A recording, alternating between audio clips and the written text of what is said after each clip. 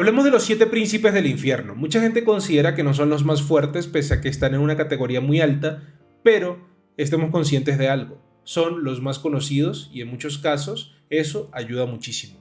Hablemos del origen de los 7 príncipes del infierno. A lo largo de muchísimos años, las viejas historias nos contaban que en un principio existía el bien y existía el mal, ¿vale? Nacen por consecuencia el uno y el otro. Cuando sale el bien, automáticamente surge el mal, así sea como opción, pero surge. Algunos manifiestan que esto es prueba irrefutable de la existencia de Dios. Otros, por otro lado, dicen todo lo contrario. Pero de lo que podemos estar seguros es que existieron demonios y existieron en muchas culturas, representando los peores defectos de la humanidad. Esto es importante de entender porque hablaremos de atributos de los 7 príncipes del infierno, quienes también son asociados con los 7 pecados capitales, que antes eran 8. No sé si sabías, pero antes estar triste era considerado un pecado.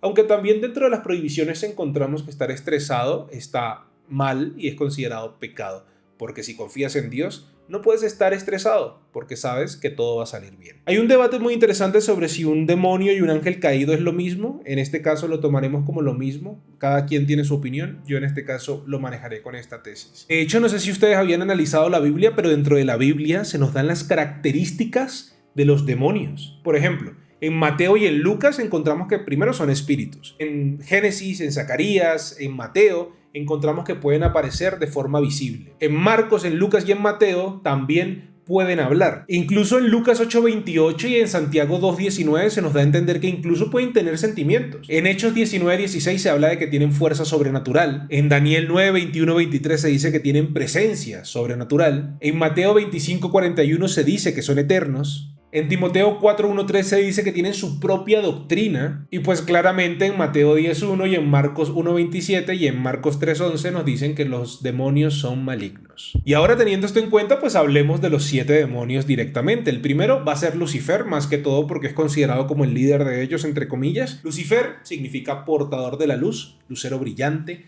el más luminoso de los astros. Se dice que Lucifer era uno de los ángeles más hermosos, pero que por soberbia se rebeló ante Dios. También hay otro nombre con el que se le puede conocer como es Luzbel. Como se cuenta, los demonios en un principio fueron ángeles. Ángeles con los mismos atributos que los demás. Pero se cuenta, por muchos teólogos además, que Dios puso a prueba a estos ángeles. Les dijo que deberían adorar a la futura encarnación de su divino Hijo y que a éste deberían alabarlo. Pero Luzbel, Lucifer, en su arrogancia y soberbia, según se cuenta en la versión bíblica, se rebeló contra Dios por no aceptar que su hijo se reencarnara en una criatura inferior que ellos que ya existían. Pero él no fue el único, sino que otros ángeles se le unieron a su causa. Se cuenta que fueron un tercio en total. No serviré, sería la frase que diría Lucifer. Seré el igual al Altísimo. Lo encontraríamos en Isaías también, pero el arcángel Miguel se opuso contra los planes de Lucifer, según la versión bíblica, dio un grito de amor y lealtad. ¿Quién como Dios? Y de hecho encontramos que estos ahora ángeles caídos o demonios no se la pasaron nada bien. De hecho en Apocalipsis 12:7-10 encontramos. En ese momento empezó una batalla en el cielo. Miguel y sus ángeles combatieron contra el monstruo. El monstruo se defendía apoyado por sus ángeles, pero no pudieron resistir y ya no hubo lugar para ellos en el cielo. Echaron pues al enorme monstruo, a la serpiente antigua, al diablo o Satanás, como lo llaman, al seductor del mundo entero, lo echaron a la tierra y a sus ángeles con él. También encontramos en la segunda de Pedro que dice: Dios no perdonó a los ángeles que pecaron, sino que los encerró en cavernas tenebrosas arrojándolos al infierno. Otra posible causa que se maneja es por el tema de que Lucifer quería ser como Dios directamente y envidiaba la perfección de Dios, y ese orgullo y esa soberbia fue el impulso de realizar toda la rebelión. Una revuelta que finalizó cuando Lucifer fue vencido por el arcángel Miguel, ayudado por la mano de Dios, quedando de este modo exiliado al infierno. Y dato curioso, Lucifer y Miguel volverían a pelear no una, sino 2 veces. Una de ellas es en Apocalipsis, cuando sucede todo el tema del juicio final, y el otro es cuando pelean por el cuerpo de Moisés. Enfrentamiento que, aunque no sabemos a ciencia cierta quién fue el ganador, quien se lleva el cuerpo termina por ser el arcángel Miguel. Pero Lucifer ha crecido mucho. A día de hoy es considerado no solamente un ángel que cayó en desgracia, sino un dios. un dios con gran poder al que muchas personas adoran, respetan y veneran a lo largo de su vida. Posteriormente tenemos a Belcebú, el señor de las moscas. Es uno de los demonios principales, más antiguos, representando uno de los 7 pecados capitales y uno de los 7 príncipes del infierno. Es considerado como el amo de la inmundicia o el señor de las moscas. Belcebú es uno de los 7 príncipes del infierno y el que representa el pecado capital de la gula. Su nombre deriva de Baal-Zebub, que es un término despectivo que los hebreos emplearon para burlarse por el simple hecho de que los templos donde era adorado Belcebú estaban llenos de carne putrefacta. Pero esto no era que los creyentes de Belcebú lanzaban carne putrefacta, simplemente lanzaban carne como ofrendas y esta carne terminaba por pudrirse, y cuando se pudría pues llegaban las moscas y los insectos empezaban a alimentarse de esa comida putrefacta. Según la versión de los inquisidores, de hecho se menciona que Belcebú era el señor y maestro de los sabbats, de las brujas, que en su nombre se negaba a Jesucristo y que los pedazos de pan que daban durante la Eucaristía de aquellas misas negras estaban grabados con el sello de Belcebú en lugar de la cruz del Mesías. Posteriormente tenemos a Mamón, el que personalmente yo siento y pienso que es el demonio que tiene más presencia en lo ancho y largo del mundo. ¿Por qué? Porque es el demonio de la avaricia, del materialismo y la codicia que se reflejarían en este príncipe. Sonríe por la diferencia entre ricos y pobres, como puede ver esta sed de dinero, esta sed de poder entre las personas, que quiero aclarar algo muy importante: el querer dinero no está mal, el anhelar dinero no está mal, el querer reunir una suma exorbitante de dinero no está mal. El problema es tener una vida únicamente, exclusivamente dedicada a hacer dinero como único objetivo en la vida, ¿sí? A eso se refiere cuando se habla de que Mamón domina el mundo actualmente. Su creencia se profundiza más que todo en la Edad Media, a través de mitos y leyendas que atribuyen a Mamón como embajador del infierno y que observa el mundo desde una cueva llena de riquezas inimaginables. Mamón es el demonio de la avaricia, de la codicia y del materialismo, el que según el jesuita Peter Binsfeld es uno de los 7 príncipes del infierno. Es el demonio ante el cual se arrodillan todos aquellos esclavos del dinero que habitan en el mundo consumista de la actualidad. Así que más que ningún otro demonio que voy a mencionar en este video, Mamón reina en el mundo a día de hoy. Pasa algo con Leviatán que yo planeo zanjar en este instante. Muchas veces se confunde a Leviatán como la bestia de la Biblia y el demonio, y mucha gente considera que son lo mismo. En parte sí, en parte no. Son arquetipos, posiblemente de una misma energía. Creo que es la mejor forma de resumirlo, ¿sí?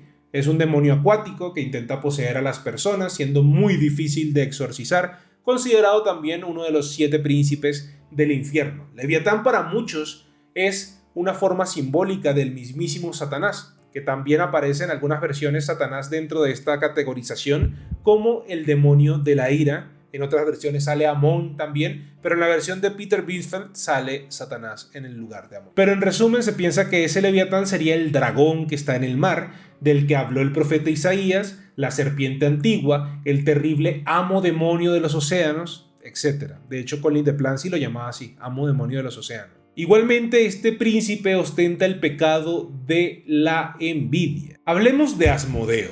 En el libro de Tobit, Asmodeus o Asmodeo se enamora de Sara, la hija de Raquel, y cada vez que aquella contrae matrimonio, Asmodeo mata al marido durante la noche de bodas para que no pudieran concretar el matrimonio. Así, de esta manera, mata a 7 hombres, impidiendo que consumen el matrimonio con Sara. Más tarde, Sara se enamora y planea casarse con Tobías, hijo de Tobit. Tobías ya sabía que había perdido a muchos esposos a lo largo de su vida, por tanto decide pedirle ayuda al arcángel Rafael, y el arcángel Rafael le ayuda. Le dice que Tobías debía tomar un pez, arrancarle el corazón, los riñones y el hígado y colocarlo sobre las brasas. Así lo hace nuestro querido Tobías, y este olor tan abominable para el demonio hace que salga huyendo de allí. Se había acercado para acabar con la vida de Tobías, pero cuando sintió ese olor perfumado, no pudo hacer otra cosa que huir. Y cuando huyó, el arcángel Rafael fue tras él y lo encadenó. Y de ahí en adelante no se sabe más de qué llega a suceder con este demonio dentro de la Biblia, pero se le presenta como símbolo del deseo carnal. Asmodeo es el demonio de los pecados carnales, el ser que se encarga de llevar a los hombres a las turbias aguas de la lascivia, del deseo.